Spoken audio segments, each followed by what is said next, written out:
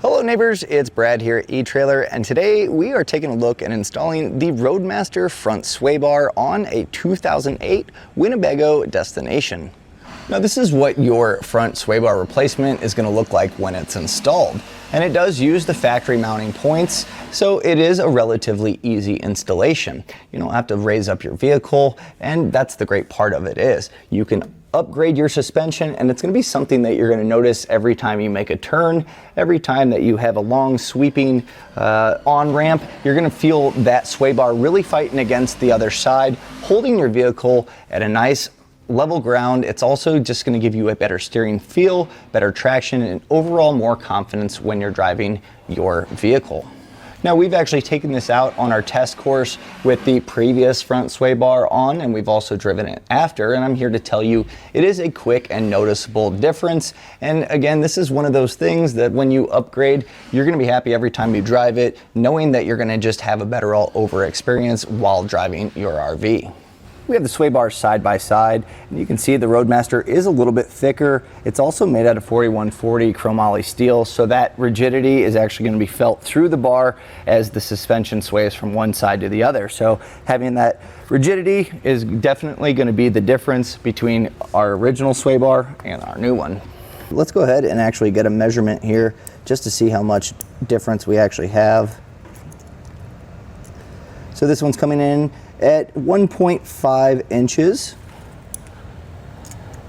And our Roadmaster here is going to be 1.7 inches. So already quite a bit of difference, but again, it's going to come down to the actual makeup of the metal. That's where you're going to see that rigidity. Now something else that you're going to notice is going to be a little bit different is the actual shackles here that hold our sway bars on. This is our factory one, which is just kind of rubber, and it's gotten distorted over time. It's kind of seen better days, and this is going to be a urethane, so it's also going to be just, it's going to hold up over time, but it also has a smoother feel to it. It's going to make this a little bit smoother as it actually does the swaying motion through this portion. So right now we have our existing front sway bar on there, and we're going to hit some bumps as well as do some evasive maneuvering just to kind of see what it's like before. And that's the thing, having a factory front sway bar, generally it should help quite a bit, but moving to a thicker one, it's going to fight that sway quite a bit and really plant the front of the vehicle down quite a bit more. So it's going to reduce that body roll. It's going to just give you an overall better handling experience, and it's going to feel more sure-footed, and also your turns should get a little bit more precise, a little bit more agile, and a little bit just, again, more comforting while driving. So let's go ahead, we'll hit some bumps and see what it's like.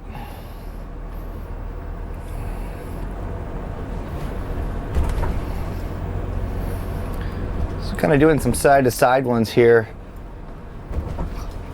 pretty quickly. It does seem okay enough. It kind of bounces a little bit back and forth, and that's kind of to be expected as the suspension is still doing its job. But really when you're going to notice it is making those long sweeping turns, especially like on a roundabout or a long on-ramp, something along those lines where the vehicle's really just kind of feeling that weight tug. That's where the sway bar is going to come into play, because it's going to fight that back and kind of balance itself out. So just making some quick turns here. Try to find a good spot here in our parking lot. So a lot of times you'll notice like the steering will be a little bit numb, and that's where that sway bar, when you move to one side, it's going to kind of fight back and really plant that tire that's on the inside edge, and that's where you're going to get your traction. So that's where you get that sure-footedness of that thicker sway bar. It's just going to be a little bit more responsive. And right now, just kind of weaving side to side here, you do have that body roll and just a little bit of a hesitation in the steering. It takes quite a bit of rotation to kind of get that turn initiated. So hopefully this thicker bar will definitely make a big difference in giving the steering feel back. So here, as I'm making kind of a large loop. So now let's head back into the shop. We'll get our new sway bar on and replace this old one and see the difference. So now I'm back on our test course. We have our new front sway bar installed, and we're going to see the difference. We're going to hit some of the bumps again, and I do tend to feel that it does settle out a little bit better overall with a front sway bar upgrade, but really the difference you're going to notice is when you do the slalom, and you're going to notice that body roll really kind of come back down, and also that steering feel is going to get quite a bit better.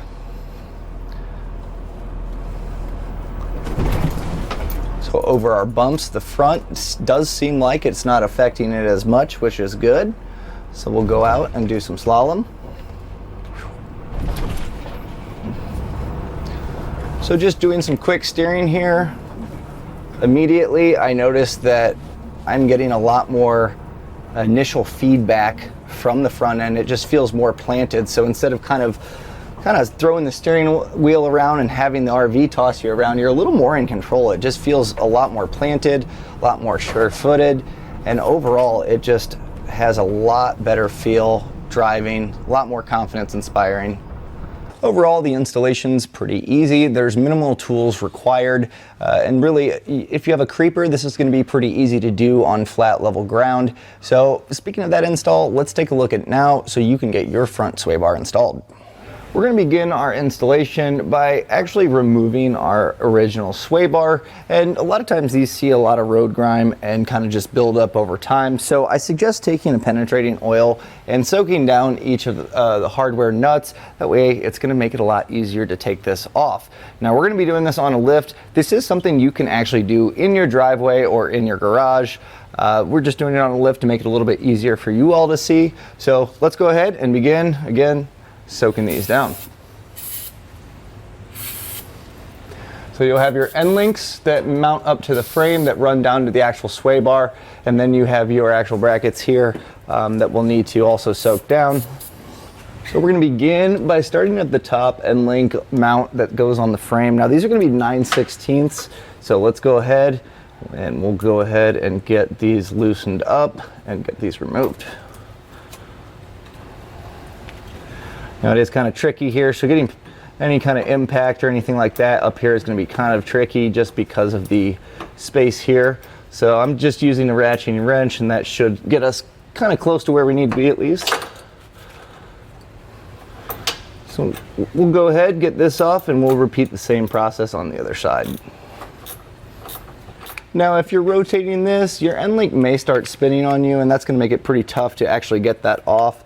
So what I'm going to do is I'm just going to take a set of vice grips here, since we are replacing the end links, and I'm just going to use that to kind of hold on to it as I loosen up that nut on the top.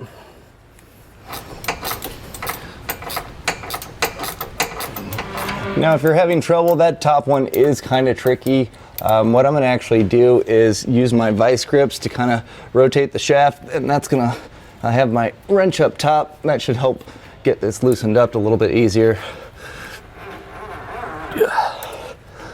So with my wrench up there, I'm able to kind of spin my vice grips here.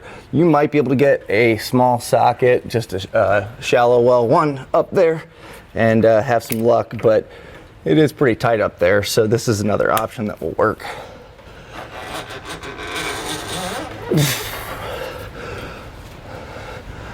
So now we have this off, and we'll just go ahead and repeat on the other side. So the top one was actually a little bit easier on this side, but we'll still need to get the bottom one off. And as you can see, if I try to loosen it, you're gonna have that end link spinning around. So again, you can just take a set of vice grips here, bite onto it, and we should be able to get this off pretty easily.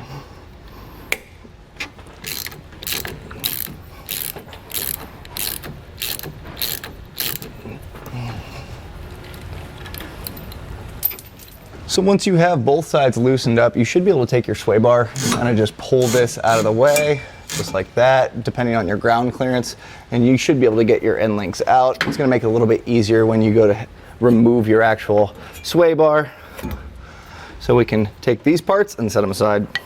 So now we'll need to remove the sway bar at the bushings, and it's going to be 9/16 as well. So what I'm going to do is I'm going to completely remove one. I'm going to leave one slightly loose just to support it while we work on the other side. That way we don't have one side hanging down, as this sway bar is pretty heavy.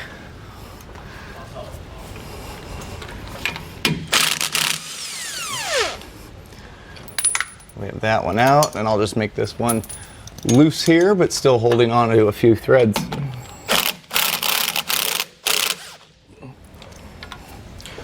So now we can work on the other side and get those removed.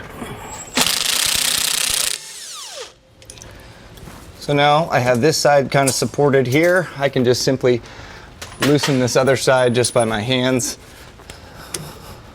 We should be able to get this out. So now we can take that one that we left a few threads on and support your sway bar. That way it doesn't fall on you. And that way you'll have a wrench on top and your impact. That way they're not spinning around. So now we have our sway bar removed. So now we're going to need to get our end link installed onto our frame first, and we're going to want to take a look at the orientation here. So here we have a cup washer, we have a little rubber bushing here, same right there, and another cup washer, and then finally with our nut. Now this is going to be an 11/16, so you're going to want to grab a nice socket for that. I suggest a deep well as well, because as you tighten this down, you're going to want to make sure that that socket can fit on there. So we'll just go ahead, make sure we keep the same orientation here. We'll slide this into place, sliding our bushing and our cup washer there. And finally, we'll follow it up with our nut. Now, something that's nice from a difference from our factory one is the fact that the shaft on the end link actually has a slot here, and that's going to allow us to put our 9/16 wrench here, and that's going to kind of hold that in place as we tighten the top. Now, getting a deep well socket on top is going to be kind of tricky depending on the plumbing of how yours is actually ran. The passenger side should be a little bit more friendly for getting that deep well in. You may need a ratcheting wrench. That's going to make it a lot easier. So if you need to go ahead and grab that 11/16 ratcheting wrench for this, don't be surprised if that's the case.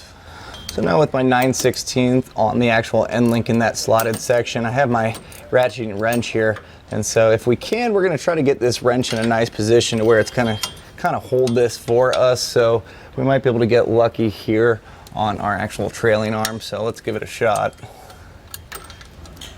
So you can see I've actually wedged my wrench here, kind of right on this bracket, and hopefully just with a little holding pressure here, that's going to allow me to tighten this up.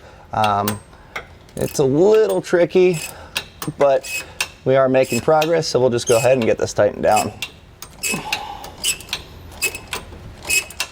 Once you really get to the point where it seems tightened down, it's going to bottom out at this point because the shaft actually has this groove. So just go until it's pretty much you can't tighten it down. You don't have to get too crazy because that will bottom out. So you'll know you're at the right spot.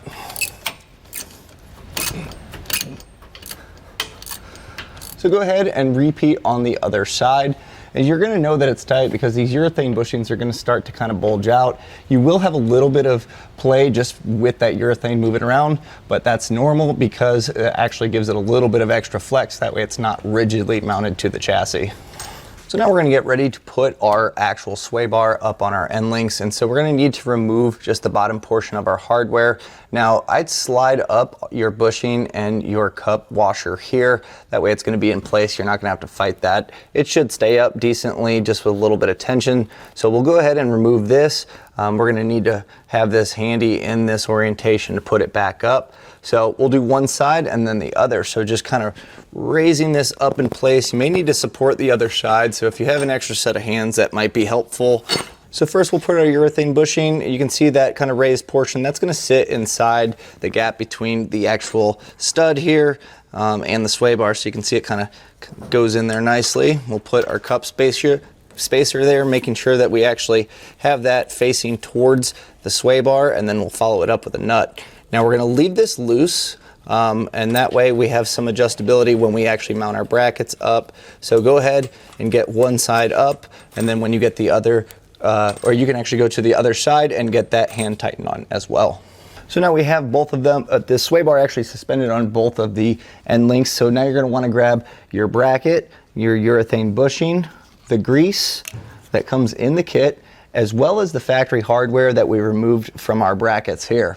And then we can actually just take this urethane bushing and we're going to grease this up. This is going to allow that sway bar to move in here without binding or becoming hard. It's just going to kind of allow things to move nice and smooth. We'll get a smoother anti-sway effect. So just take a little bit here and rub it on the inside. Now I recommend some nitrile gloves here because this is kind of nasty stuff. So just kind of keep your hands clean, make sure it doesn't get on your skin. So we'll go ahead, coat the whole inside. And then I'll just simply slide this over. Then we'll take our bracket here, and this is just going to slide over it like that. It's going to be maybe just a little tight, but not too bad. And then what we'll do with our hardware that we took off is make sure we have it in the proper orientation here, but we're going to go ahead and just kind of raise our sway bar in place. And we're going to try to get this lined up here, at least on one of them.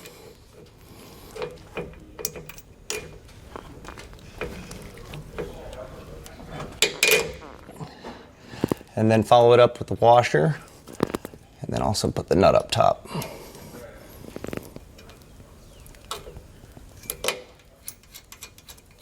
Now before I put the rear hardware on, I'm going to go ahead and do the same thing on the other side, just getting our front hole lined up and hand threaded on. Now in order to get your bolt to kind of line up, you may have to kind of raise the sway bar. The good thing is this is slotted, so it allows for a nice little angle here, but it should cinch up once we get our back ones in. So let's finish this one up. So now we have our sway bar fully supported, and now we can go back and kind of just push this back part of the bracket up, and that's going to allow us to get the rest of our hardware in. All right, so now we'll just follow this back up with our washer and our nut. And if you're having trouble getting this to align, you might want to take a floor jack and kind of just raise up on this. That'll take some of that pressure off and make it a lot easier. So now we'll go ahead and we're going to start with our brackets here. So we have our 9/16. We're going to want to tighten on the bolt side. So I'm going to go with my impact and then have my wrench down here just to make sure that it's not spinning around. So now we're going to go back and we're going to tighten up our brackets first. And so with my 9/16 wrench, I'm going to put that on the bolt, and then at the top I'm going to have my ratchet, so we'll be tightening the nut down. So let's go ahead, we'll get all these tightened down.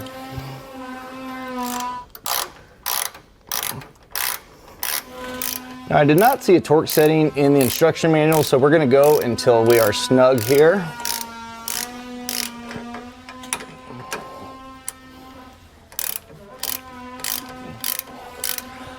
And I'm going to actually go to my back one, and that way we can kind of even out. That way we're not maxing one out and binding the back. So if you need to, you can go ahead and alternate. While tightening these, it might actually be a good time to make sure that this is aligned with your cross member to where it's parallel. If you are tight on one side, that's going to cause the suspension to kind of bind up a little bit and really kind of give you not the most anti-sway as it's balanced between the two. So if you need to align it, there are slots on these brackets. A dead blow hammer kind of hitting it in or adjusting as necessary to make sure it's parallel is going to be worth doing. So now we'll tighten up our end links here, and we're going to want to make sure that they are snug. You're going to have a little bit of squish here, but don't overdo it. And you are going to want to make sure that you put your wrench on the actual end link just so it's not spinning around.